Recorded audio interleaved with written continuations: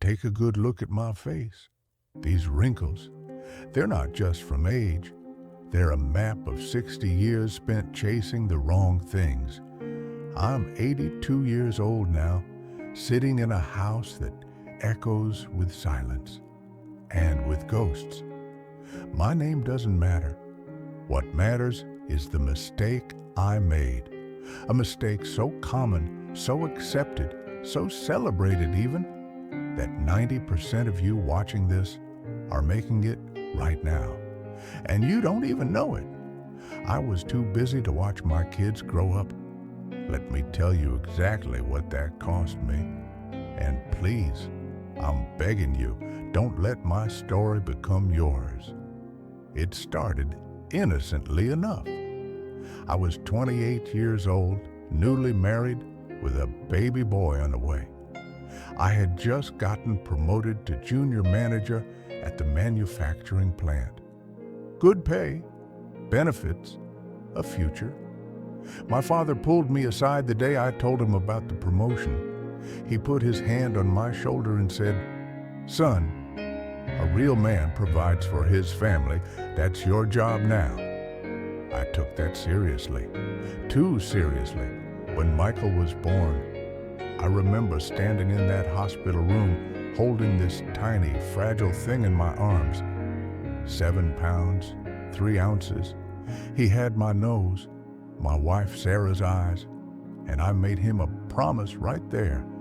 I said, "I'm going to give you everything I never had." I meant a good life, a big house, college paid for, security. But what I actually gave him was my absence. Michael took his first steps on a Tuesday afternoon in March 1967. I know because Sarah called me at work, crying with joy. "He's walking. Michael is walking." I was in a meeting, a very important meeting about production quotas for the second quarter. I told her, "That's wonderful, honey. I'll be home by 7 to see him." I got home at 9:30. Michael was asleep. Sarah had the camera ready all evening. She wanted me to see it, to celebrate it together. But I was tired. I had reports to finish. "I'll see him walk tomorrow," I said. "He'll do it again." And he did. He walked plenty of times after that, but I wasn't there for the first time. The moment when his little legs, shaky and uncertain, carried him across that living room floor for the very first time in his entire life. I chose a meeting about numbers on a spreadsheet over the miracle of my son's first steps. That was the first brick in a wall that would eventually separate us forever. After that, it became a pattern, not intentionally, never intentionally. But life has a way of pulling you in a direction, and before you know it, you've traveled 100 miles from where you meant to be. My career was going well. Every year, a new promotion. Junior manager, manager, senior manager, regional director.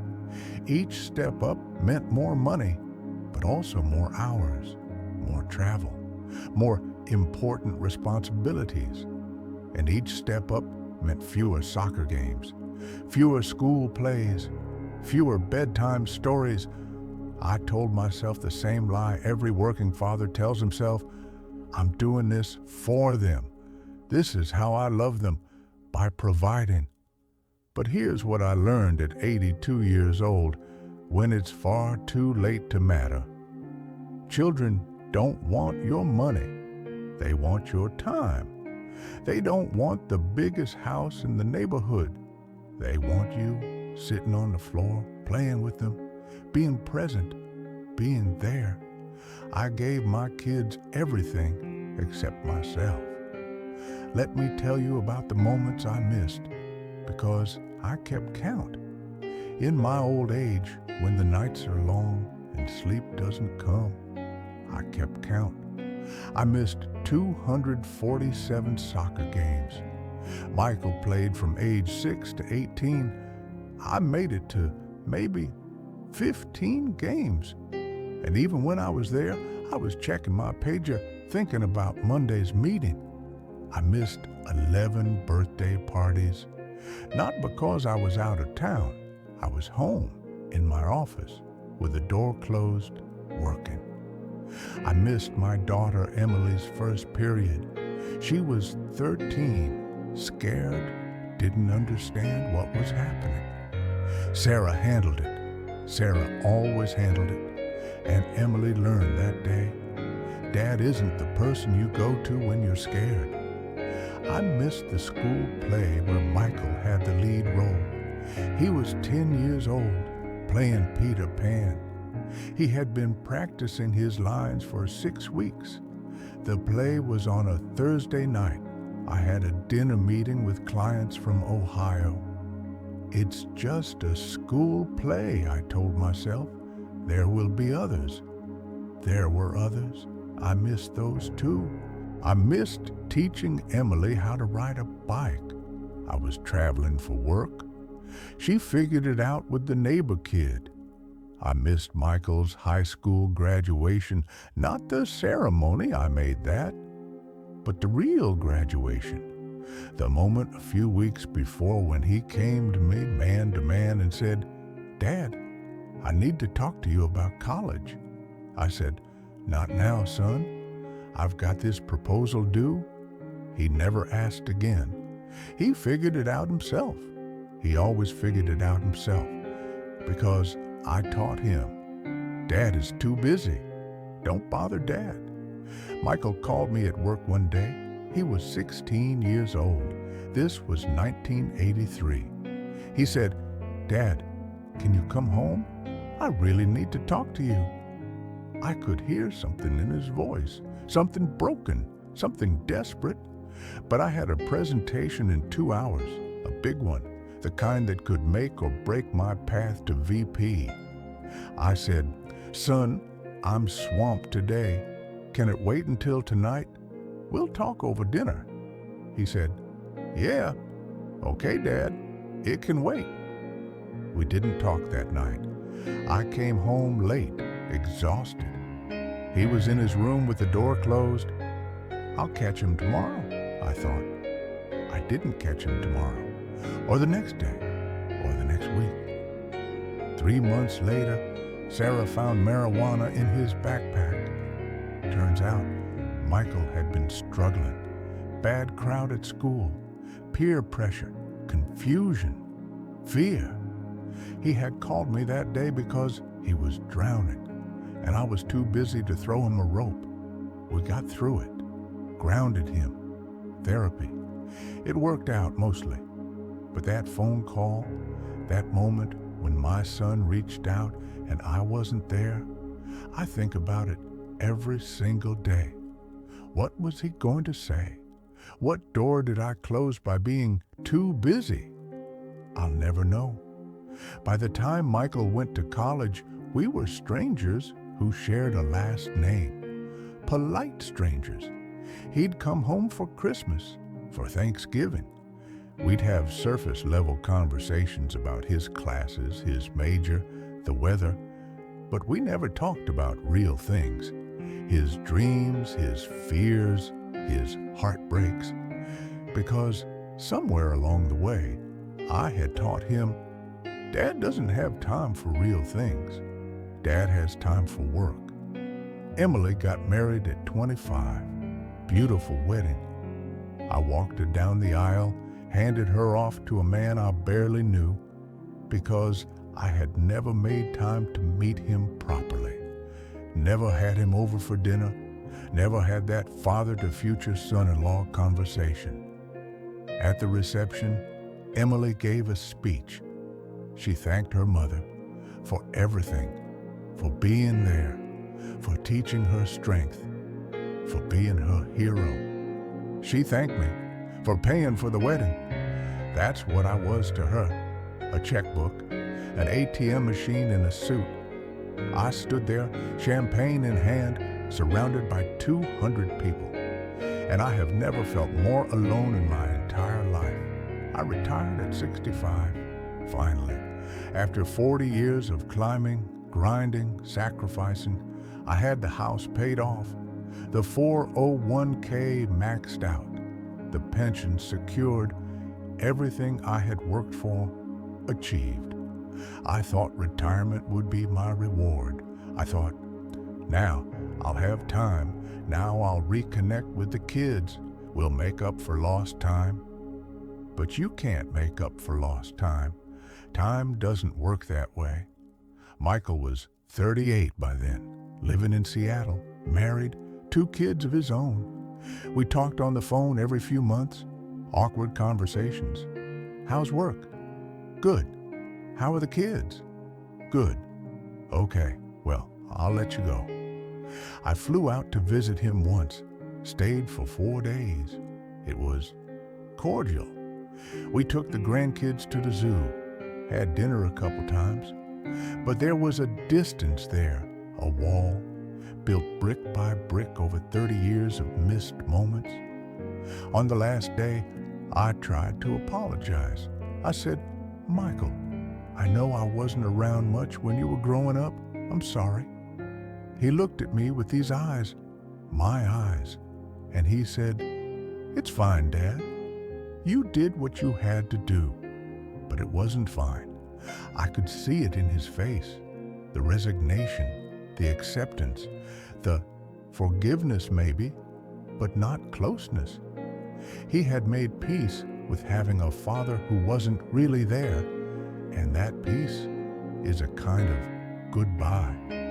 I'm 82 now. Sarah passed away 5 years ago. Cancer.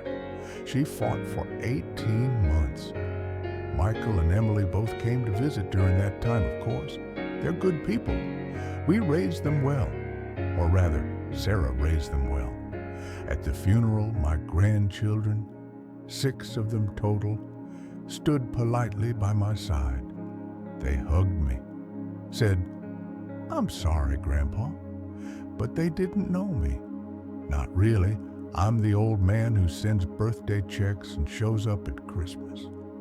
I'm not the grandfather who taught them to fish or told them stories or wrestled with them on the living room floor, because I never learned how to do those things with their parents. So how could I do them with their kids? The cycle repeated. The absence passed down. Now I live alone in this big house, 4 bedrooms, empty. Michael calls every other Sunday. We talk for maybe 10 minutes. Emily texts on holidays. I see the grandkids twice a year, if I'm lucky. And I sit here, surrounded by the things I worked so hard to buy, the leather furniture, the flat-screen TV, the new car in the garage, all of it, meaningless, cold, dead. Here's what 82 years has taught me, and what I'm begging you to understand before it's too late for you too. Your career will replace you in 3 months. I worked for that company for 40 years. When I retired, they gave me a gold watch and a party. 6 months later, my position didn't exist anymore. Restructured, eliminated, forgotten. The company didn't love me. It never did. It used me, and I let it, because I thought that was noble.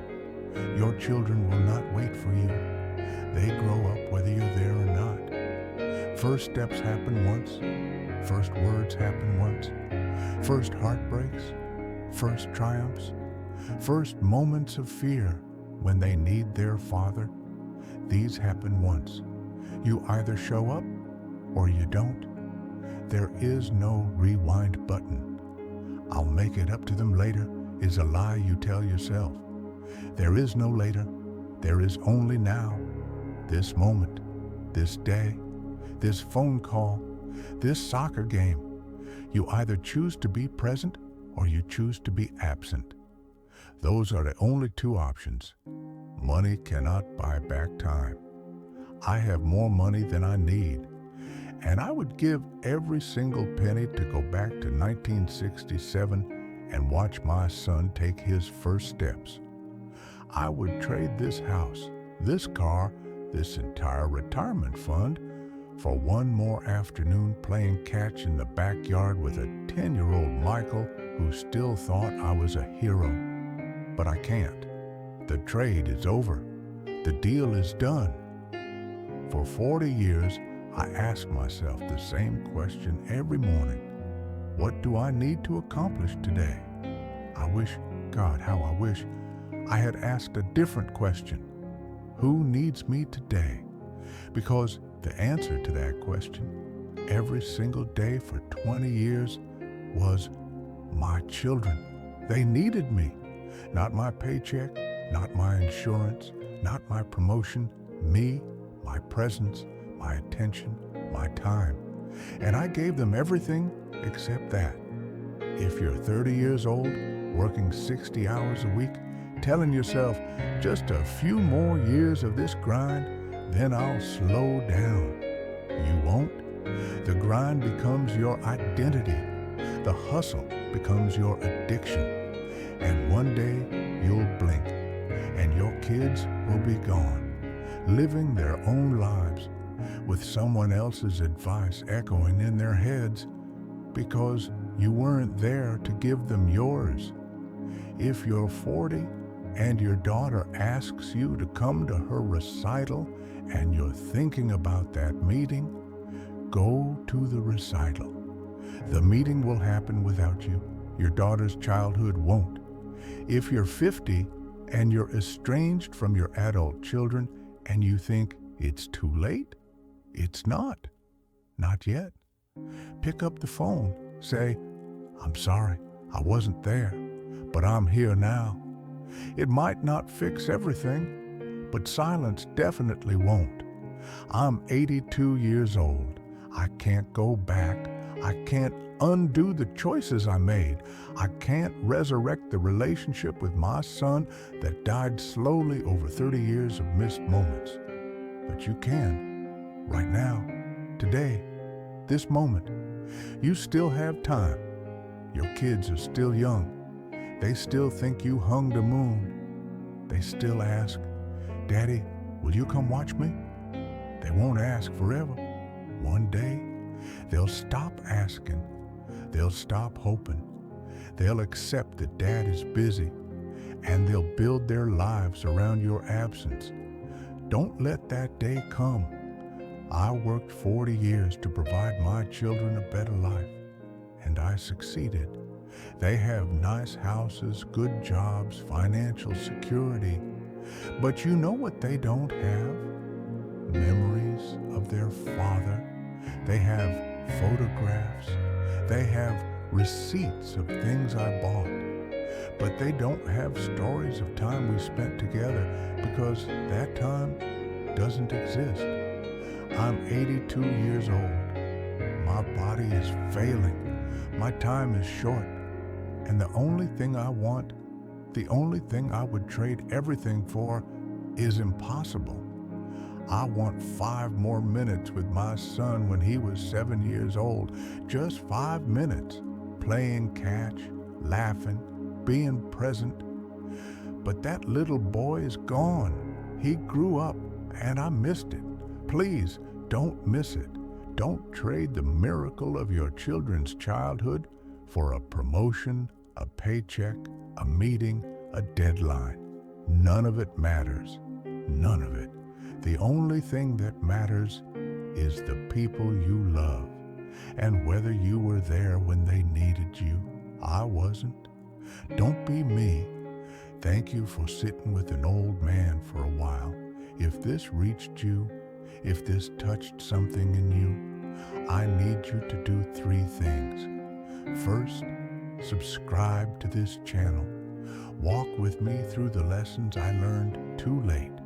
Let my mistakes become your wisdom. Second, share this with someone who needs to hear it. That friend who's working himself to death. That brother who's never home. That coworker who's missing his kid's childhood. Third, And this is the most important. Close this video right now and go hug your kids. Tell them you love them. Ask them about their day. Be present. Be there before it's too late. Before you're 82 years old, sitting alone in an empty house, counting the moments you missed. God bless you.